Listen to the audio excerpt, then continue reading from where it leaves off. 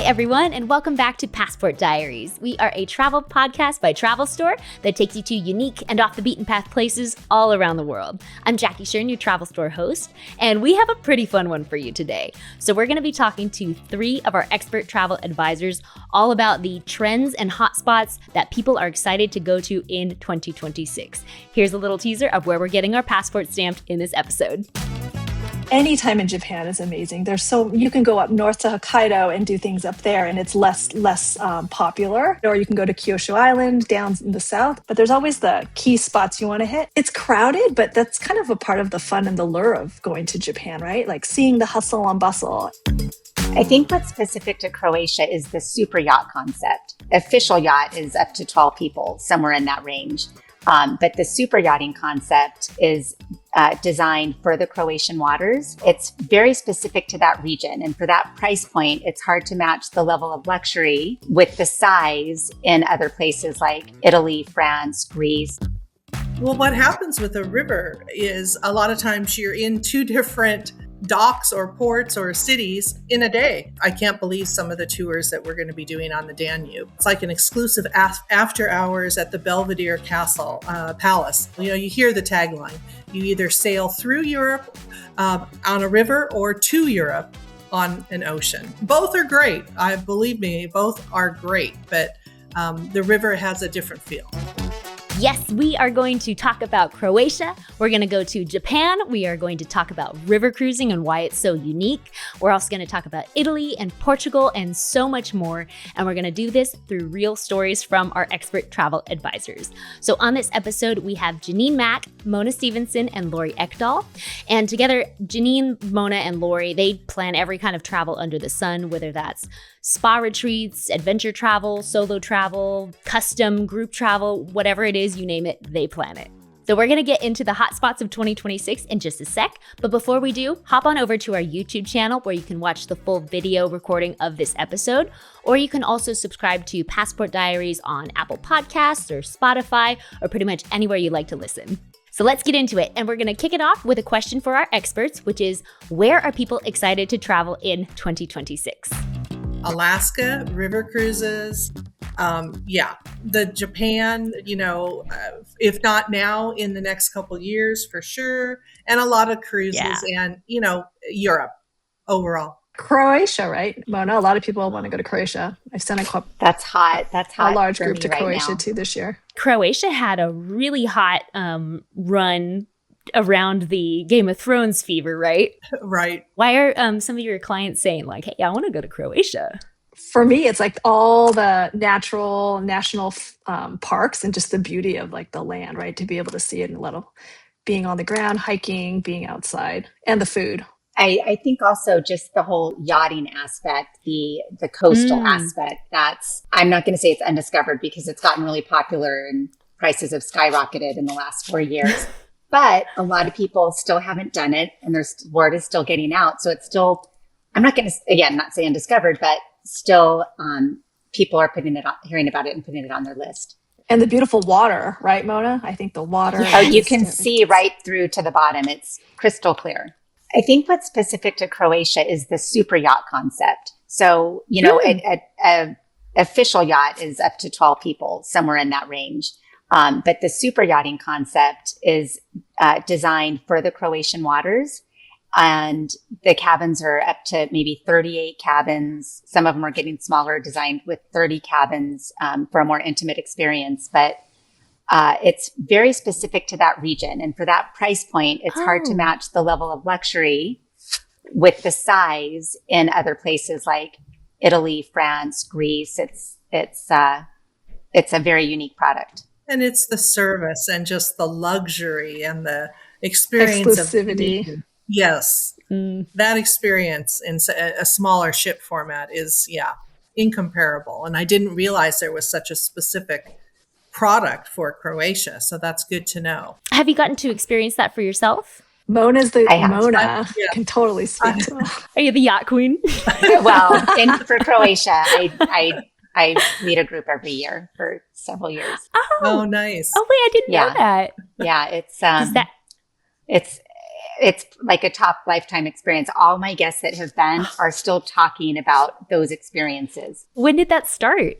Like actually at COVID. So right when they were one of the countries that kind of stayed open the longest, and closed for the shortest amount of time. So kind of right when the country opened, I've been doing a yacht group since then. It was right before they went to the euro as well. So there's been a lot of inflation. A lot of prices have almost doubled in the past 5 years. So I tell clients, you have to go now because one day it might not even be the value that Lori was mentioning. It's a great, great value. You kind of brought up the difference between river cruises, ocean cruises, and then the whole specific yacht market or smaller ship. And I was going to share, I haven't done what Mona has, but I was on an Emerald product, which is a smaller yacht experience. And they do Europe, they do the Caribbean. And it's just a different level. It's just a different experience on board. And, it's much more select. And, it's just, I think that's what's nice for us as advisors is to know there's such a variety now. And, there really are different ways to, fulfill a different experience. Even if someone's doing Croatia, you can do it so many different ways. And, that's why people, some of us think, oh, you one and done in Croatia. Oh, no, one and done in the Med. No way. There's so many different ways to travel and experience it. So I love it. I love knowing all these different products and being able to share different ideas. Well, you've done it that way. Let's do it this way this time. Yeah, for sure. I think there's the large ships like the Oceanas, et cetera, that go, and even like the Royal Caribbeans. And then there's the yachts. And then in August, I'm going to go on an expedition one. So there's all tons of ways to see the same area, right? With a different aspect and a different lens. So it'll be fun for everybody, whatever your cup of tea is. I know one of our topics today is about the river cruise market. I think it is exciting because with, the traditional lines that have been in the marketplace, it's fun to see that evolve. I'm going to be doing a riverside luxury cruise the end of May on the Danube. And, that specific product is pretty unique. I love that they have a different ship format, and that's a very different experience for clients on board. Primarily, I believe, in the food category, in the dining category. Traditional, traditional river cruising is much more set. You come to dinner at 6-ish, and that's kind of it, and you do it. So Riverside is, and other lines are coming the same way, where it's more open format. So the dining experience is elevated, which is going to attract, a lot more travelers and, traditional cruisers. So it'll be fun. I'll be sharing more about that, but I got on for a short little version of it last October and just loved it. A lot new and out there. And I think it's a reflection of it's slow. It's so much more personal. You hear the tagline, you either sail through Europe on a river or to Europe on an ocean. And it's kind of true. And both are great. Believe me, both are great, but the river has a different feel. So I love that.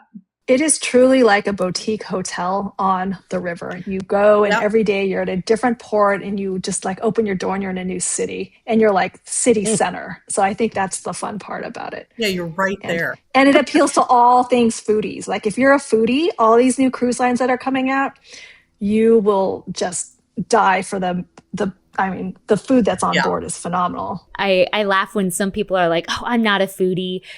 But everybody kind of is a foodie, whether or not you take pictures of your food or not. Like everybody is there for the yum-yums and the local flavors. And so I'm like, nobody think that you're not a foodie just because you don't want to gram it. And if you're all about the chicken fingers, no problem. They've got those too, right? I mean, they have the gamut for you. I don't know, the food's good. Something that I didn't even realize about river cruising, I think I was talking to Heidi or another advisor, was that the cruise ship will pull up to the port. And if you want to get out and explore, sometimes you have the option of walking or taking a bike or heading down to the next stop and they'll come pick you up. What a cool way to get out and explore. And even if you want to just not worry about okay, everybody back on the boat at this time. Yeah. Sometimes you don't have to, especially with these smaller companies. It's so cool. Well, what happens with a river is a lot of times you're in two different docks or ports or cities in a day. You pull in the morning and you're in one spot. And then, you get back on the tours, we'll let you stay off for a couple hours. Or again, like you say, if you get off and you can say, I'll meet you at the next port, but they move. I mean, and it might not be very far, but they are moving and in a different location, a couple hours later for your afternoon tours and exploration. So it's, so different. And the bikes, regular bikes, e-bikes are not as common, but they are out there. Walking, and the tours are, hands-on and right food, wine, all of the fun experiences. Yeah. I can't believe some of the tours that we're going to be doing on the Danube in May. Really interesting. And a lot of the lines will have exclusive experiences. Alma does that. Riverside does that. And, it's like an exclusive after hours at the Belvedere Castle, Palace. And you come hear a on concert. It's amazing. It's really fun, and they make it special and unique. Mm-hmm. Going back to the yachts, Mona, probably that's like every night you're doing something creative and special and unique and out of the box, right? And sometimes riding a bike there or a moped or something. Yeah. Do you get to have any involvement in choosing and designing some of the experiences and the nights on board with the groups that are doing the sailing? All of the creative control for that. And part, of course, collaborating with the clients but it's pretty much, there's tried and true things that, there's kind of a set itinerary that works really well. And then depending on the interest of the group, of course, it might have a more heavy oyster sourcing focus or wine focus. It's always wonderful to bring to life somebody's dream or what they, the destination they want to go, and to be able to curate it so that they can enjoy it and be able to see all the little nooks and crannies and the locations they want to go travel to. It's fun. For sure. That's the special part of this business, I think. You're stepping outside of what the traditional format is and making those extra things happen. And okay, I'll jag right into Japan and say that is exactly what, I couldn't believe some of the experiences, the culture, the history. I mean, they are so proud of all of that. And it's the arts. And I have a passion for a lot, things with an artistic bend or something. One thing that I set up that I can't wait to share with clients is I did a very unique, I was able to go to a traditional woodblock artist's home in Japan. And it was, a one-on-one. Oh, so cool. It would have been one or two on one. And, the company I worked through had an interpreter there with me, because this is a woman who it's 160 years in her family's history as part of the woodblock printing process. It is a process. There's the illustrator, there's the carver of the blocks, there's the actual people who do the printing from the blocks, which is what she does. And then there's the people that kind of sell them. And so I stepped in there, learned all about it. And then I wasn't carving. I understood. I saw, you have 15 or, not 15, let's say 4 different blocks with different colors to make this scene. And so I personally was able hands-on, do a block print, so fun. Came away with it. And those, and this company had, it was endless, the true, unique, out of the box experiences. And that's what I think people crave, or that's what's really fun to be able to bring to the table for a client and say, how about this? And it was phenomenal. And it was really impacted the experience for me. Talk about social media. I posted all about that, and oh my goodness, the reactions those get. It's so fun to share those moments. Yeah, Japan has so many different craftsmen, and they're such experts or artisans in their craft. It's so fun to see them. When we were there last year during Christmas, or 2 Christmases ago, we went and got to see how this generational, again, similar to yours, and they were making the fans. And so they were carving out all the woodwork in the fans. And it was kind of crazy, just the intricate details. Even that, or I'm all about the food. Or we went to go to the tea farms, which I love. And who doesn't love good tea? I'm not a coffee person, but tea to die for in Japan. All the food in Japan. Oh my goodness. Yes. You can't go wrong. Yes. Every corner. Yeah. Did you go on a ship, Lori? You were on a cruise? I was on a land tour. Ooh, okay. I did a land tour with Trafalgar. Japan is an interesting destination to understand the difference of a land experience versus a cruise. The land just brought us a little bit, more time in each destination and more in depth. Oh my gosh, we got so blessed. The Shy Mountain, Mount Fuji, was bright and sunny and happy to see us. I mean, that was phenomenal. And oh my God. Yeah. And just we moved in more in depth by the land experience and, got to see that and moved from the snow, overnighting a couple days in the mountainside area and then moving down to Kyoto. So, yeah. So in this case, it was a land trip. How about you? Did you go on land too? I did. We did by land. We're slow travelers. So this trip was just with me and my family. So I took all of my kids and we did 2.5 weeks in Japan. It was wonderful. Oh, yeah. Fabulous. During Christmas. That's so nice. We had a white Christmas in Takayama. It was just gorgeous. Yep. Yeah, we did Takayama on the way to the Fuji, and that's right. Oh, all the temples and all of that. They had a little snowball fight. Yes. I can't wait to go back in the spring. Or the summer. I would like to bike through the Japanese Alps. I think that would be a fun thing to do. Yes. Didn't you also do a little bit of travel by rail when you were there, Jeanine? We did. We did a lot of travel by rail. Japan is the best place to travel by rail. It's so easy and convenient. I mean, you just need your handy phone and you can navigate your way through the rail systems. Yeah, it's great. Yeah, you can go anywhere. Rail, we did some rail too. And, I had some anxiety about all of it, but mostly because of the language, right? But, what I've shared with clients afterwards is, they are very, the people. I mean, that is the heart of Japan. Those people are friendly, lovely, kind, helpful, and just, majority will try at least or speak English quite well. And, once it is so well run, oh my gosh, the rail system. And I did the most charming little train from Kyoto to Nara. It was a kind of a 60s Anyosha.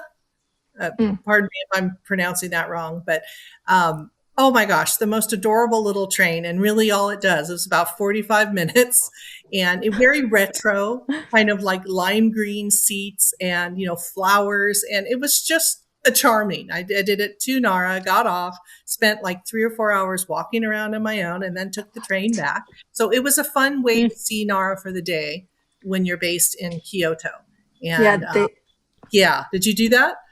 I didn't do that one, but they have so many different trains. They have food trains where they do luxury meals. And then they have themed trains, like the Hello Kitty kind of themed trains or like yours where they have retro trains. Like everything is themed. And some of them, the shorter segments, you can do the 45-minute ones. They'll have special coaches to take you there. It's fun. It's easy. I always tell people, Europe, it's busy, but Japan, it's massively crazy. So you just have to give yourself time to know that you're going to be a little overwhelmed at first, but take time and it's amazing. There's tons of shops in the trains. You're going to find goodies to eat along the way. So give yourself time in the train station and you'll have fun.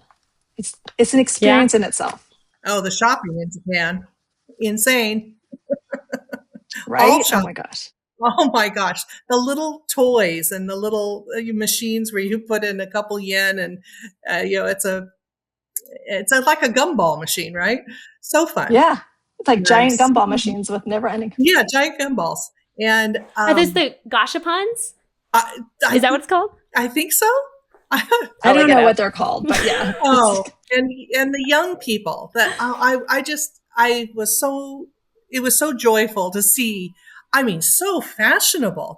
I don't know how old, but 17, 18-year-olds dressed to the T, top to bottom. Yes, in Tokyo and the bigger cities, but just hand in hand and so cute and so having so much fun. And again, I hadn't planned on it, but I had a really pleasant, charming interaction with 3 young 18-year-old guys that were buying like this little grab bag at a store. It was like, 500 yen, whatever's in it. The store was trying to, and I noticed that they were debating about doing it. And I looked at them and I said, "Oh, you got to buy it." And they understood. I said, "You got to buy it. Where's your sense of adventure?" So it was the cutest thing. He bought it. I was videoing it. He knew I was taking a video. And, he kept showing me everything he got.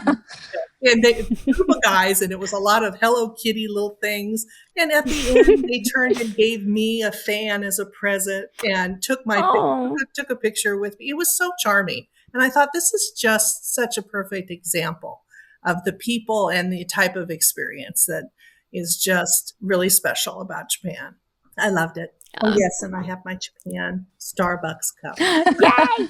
This is the original Japan Starbucks in Kyoto. Oh, that's cool. Yeah. Very cute. Is there, I know that some people are, everybody is excited to go to Japan. Some people are like, oh, what do I do about the busyness, as you were saying? Like, it gets crazy.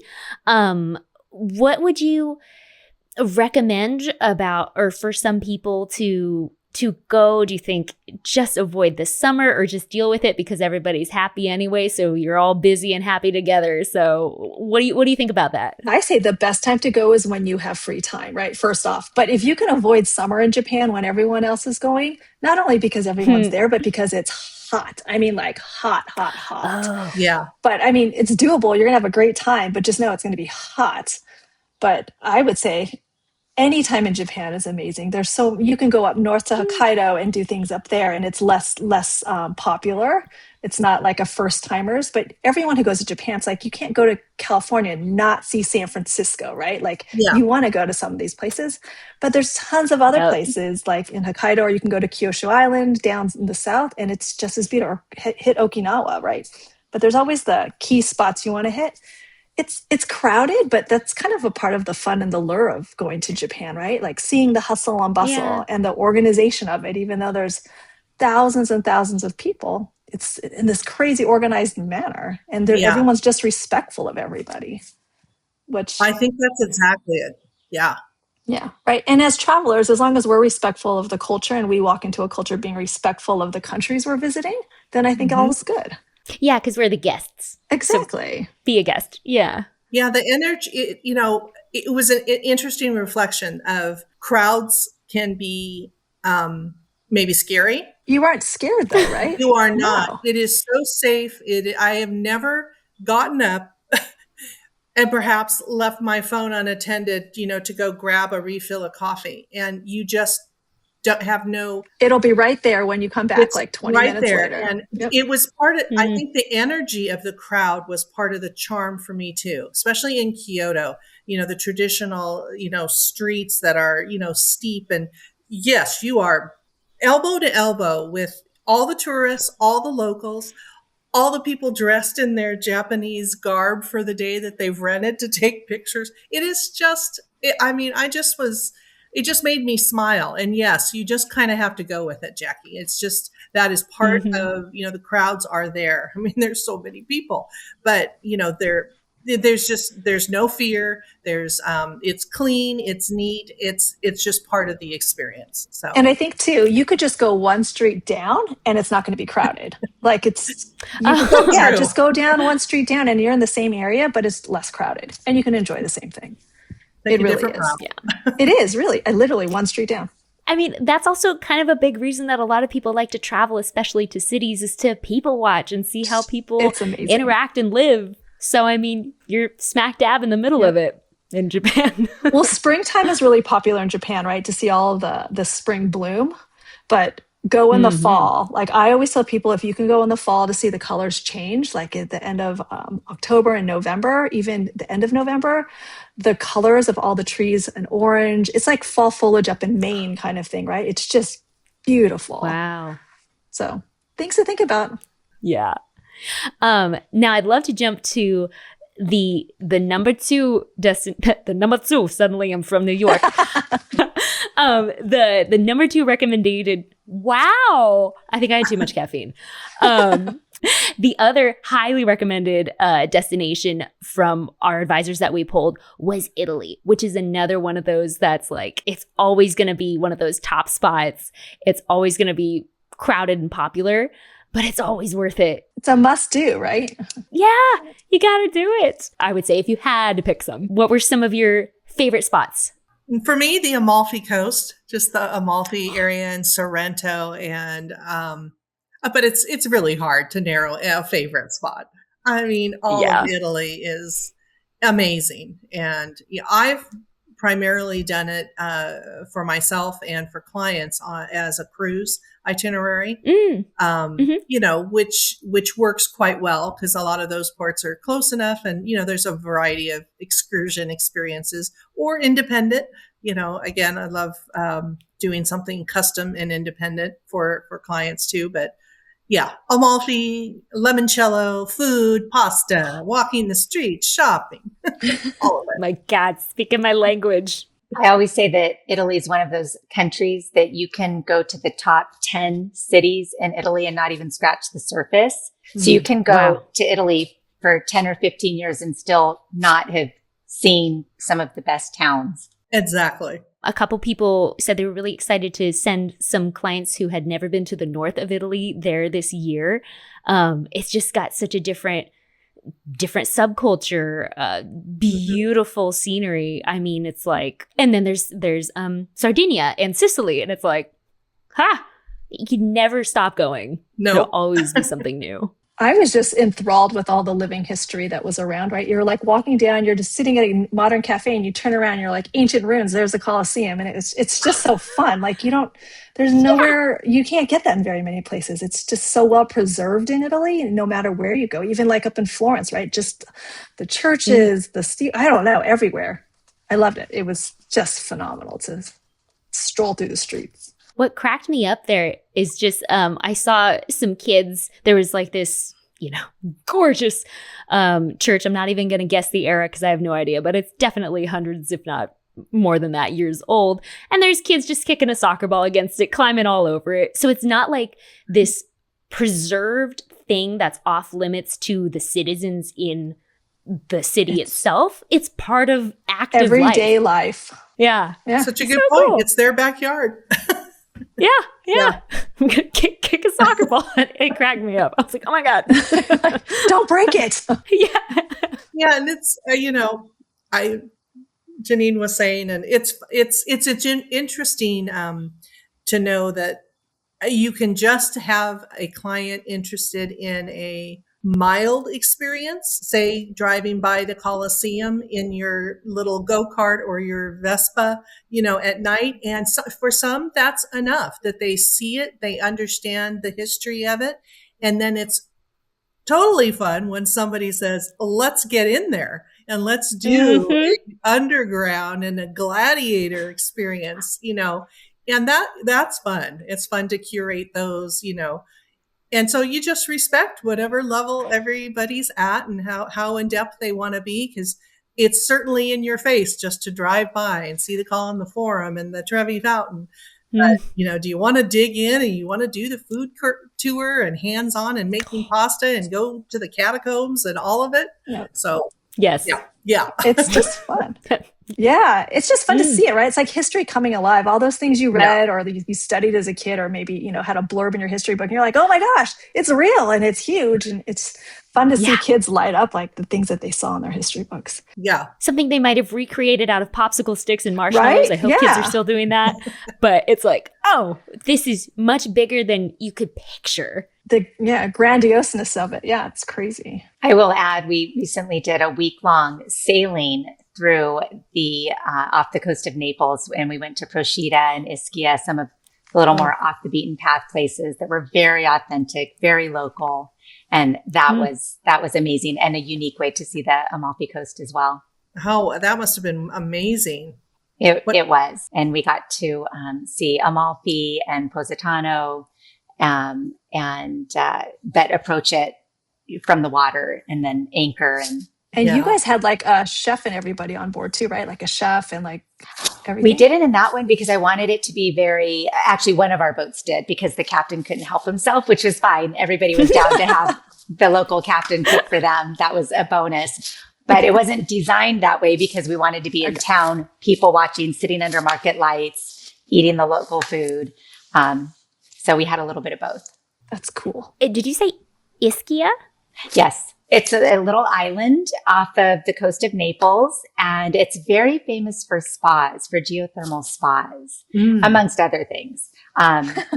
Yeah, just beautiful hotels and beautiful piazzas, and like I said, a huge spa community as well. Sounds heavenly.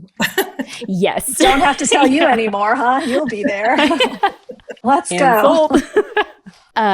For these places, for the busier, more popular destinations, is it generally a good idea to book early? Yeah, sometimes there's limitations. Sometimes tickets don't open up, but yes, booking early is usually a very good idea. Us as travel advisors, or I personally, work with destination specialists for those reasons too, because they will have the real heartbeat on, and, maybe a little bit better in of, when things like that open, for tickets or for, all those special arrangements, working with our partners in the destination is a lot of benefit, specifically for our clients, to get those special experiences and not be disappointed. Yeah, I'm dealing with that right now. People asking for, dinner at the Jules Verne in the Eiffel Tower in Paris. And it's like, that's very limited. You can't get it, but, yeah. So bringing those things up and being on top of when they open and how you're able to book them is super important. I think planning ahead so we can be on the ball to get those tickets when they drop, right? If you don't plan ahead, then you're going to miss your windows. And so since we know those windows, it's good to either using our destination specialists, or if we're booking it for them firsthand, then we have those timelines. Other than a month out, then you're like, oh, there's no more left, even if I wanted to get it for you. I think I remember, Mona, you telling a story about that too, where was it something in Rome that you were trying to book? Or maybe it was the Anne Frank house. It was Amsterdam. Mm-hmm. Yeah. Oh, yeah. When I was at 1:55 a.m. California time, 5 minutes before the tickets went on sale, I was number 3,000 in line. So, and then I didn't refresh my mouse. Who knew? And was kicked out of line. So the clients we did manage to get tickets the next day. There was a little loophole there with overwhelming the system at that 2 a.m. mark.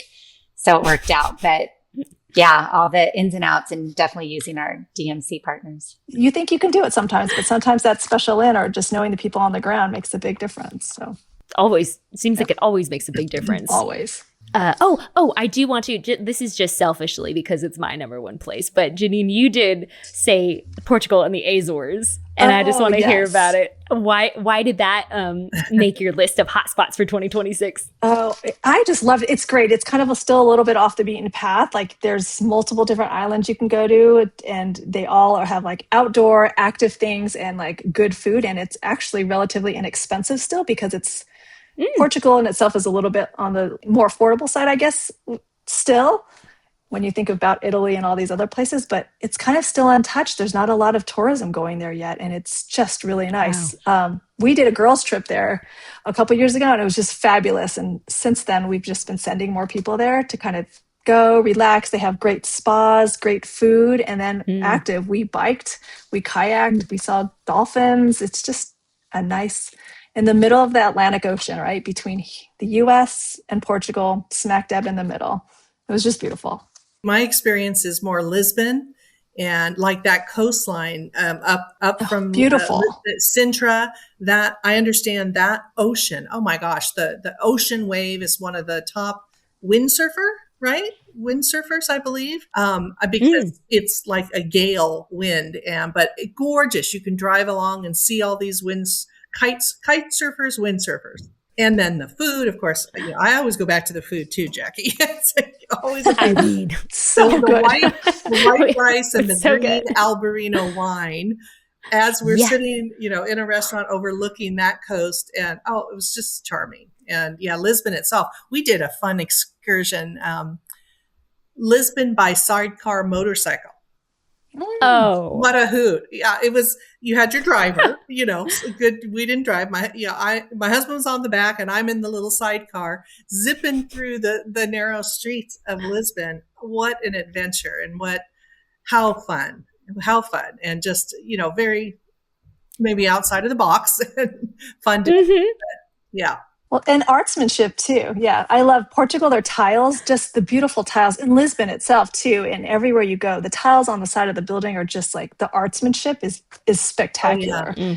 And they have porcelain places to go and visit. Like we got to see the artists painting on the porcelain where they only make 5 pieces. And it's just, there's so many fun things to do that, I don't know, craftsmanship in every culture is just phenomenal to me. I don't know. Breathtaking, right? When we got on the sidecar, I said, I want to bring some Lisboa pottery home, tile work home. And so, yes, we went. He took us to a little local spot. I'm pointing. I have one right over there on my wall.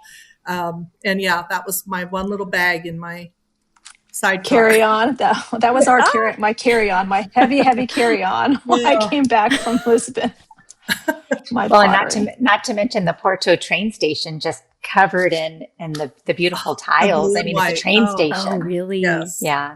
Oh, food and art, right? I mean, food, art, and people. I think that's just an historical, everyone's history story. Yes. It's fun. Yes. And every culture has a different one. Mona, you're headed out tomorrow, is it? On a cruise? Yes. South of France, starting in Barcelona, and then hitting all the little Saint-Tropez and Set. And you're going to have a blast. Who are you sailing we're excited. Azamara. Oh, nice. Nice. Well, I'm off to Alaska in 2 weeks on Celebrity. Oh, fun. And my river cruise the end of May. That'll be really fun from Vienna to Budapest. Yeah. Beautiful. Jeanine, where are you off to? I just got back up from the Redwoods. I was in the Redwoods all weekend up in Northern California. And let me tell you, we went and got to they harvested the oysters, then shucked them, and we ate these bay shot oysters that they were really good. I ate way too many oysters this weekend, but delicious. Wow. I don't know. We have a road trip to Yellowstone planned, and we have a lot fun. more road tripping this summer. So we're excited. And then Croatia in August. But that's a little ways away. Yay! Have you been to Yellowstone before? I have. It's been about I don't know, a while. Over 5 years. So we want to go back again. We have a Sprinter van that we built out. And so we're going to road trip it and make our way. Oh, that's the best. Oh my gosh. That's the best. You all are living the dream and proving its accessibility for every traveler like me.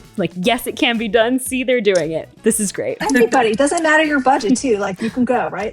You can make it happen. Yeah. If you have a desire, you can go. Sky's the limit. Thank you so much for listening to this episode of Hotspots 2026 on Passport Diaries. And a big, big thank you to Jeanine Mak, Mona Stephenson, and Lori Ekdahl for sharing so much insight into what's going on in travel right now and some really great recommendations on where to go next and how to do it right. I hope you enjoyed this episode. We have plenty more like it on our channel, so be sure to check them out. And you can also go to our website at travelstore.com so you can meet our experts, read their stories, check out their favorite experiences and their specialties. And you can also follow along with them on social media so you can keep up with their travels. They are always going somewhere incredible, and it's really fun to watch their stories and see where they're going next.